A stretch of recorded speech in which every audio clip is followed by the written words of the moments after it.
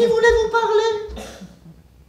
Après quelques cliquetis, une voix d'homme vint à ma rencontre. Ah, c'est vous! Vous avez de la chance que le téléphone ne transmette pas les odeurs.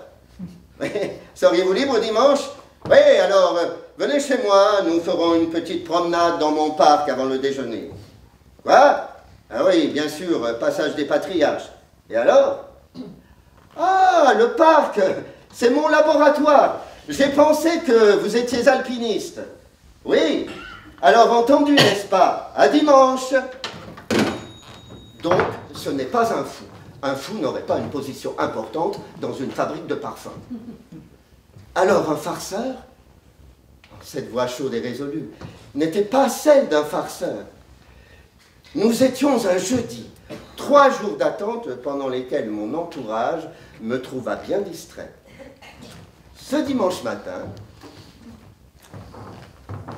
bousculant des tomates, frôlant des commères en sueur, glissant sur des pots de bananes, je me fis un chemin jusqu'au passage des Patriarches. Je passais sous un porche, interrogeais l'âme des corridors et me dirigeais vers une porte au fond de la cour. Avant de m'y introduire, je remarquais, le long d'une muraille décrépite et renflée à mi-hauteur, une corde double qui pendait d'une petite fenêtre du 5e étage. Une culotte de velours sortit par la fenêtre. Elle plongeait dans des bas qui s'engageaient dans des chaussures souples. Le personnage, qui se terminait ainsi par en bas, en se tenant d'une main à l'appui de la fenêtre, fit passer les 2 brins de la corde entre ses jambes, puis autour de sa cuisse droite, puis obliquement sur sa poitrine jusqu'à l'épaule gauche, puis derrière le col relevé de sa courte veste, et enfin devant lui, par-dessus l'épaule droite. Tout cela en un tour de main.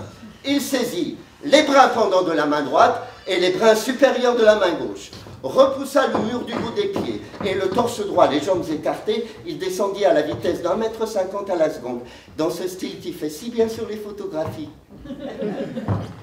Il avait à peine touché terre, qu'une seconde silhouette s'engageait sur la même voie. Mais ce nouveau personnage reçut sur la tête quelque chose comme une vieille pomme de terre, qui alla se meurtrir sur le pavé, tandis qu'une voix d'en haut claironnait. « Pour vous habituer aux chutes de pierre !»